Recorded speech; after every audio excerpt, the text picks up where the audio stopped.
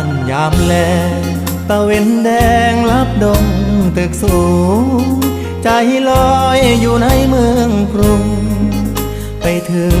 ทิวทุ่งท้องนาคือทอดแม่พ่อสำบายบ่น้อยามลูกจากมาฝาเฮือนแอมตองมุงยาหลับตา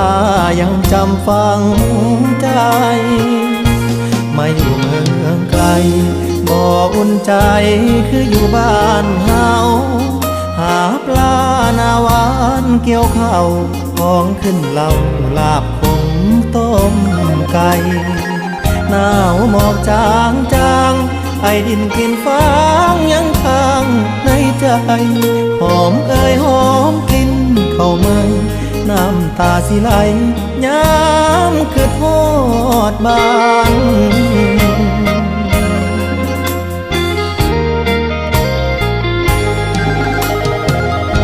คือทอดเพื่อนสารป่านนี้เป็นจังใดน้อง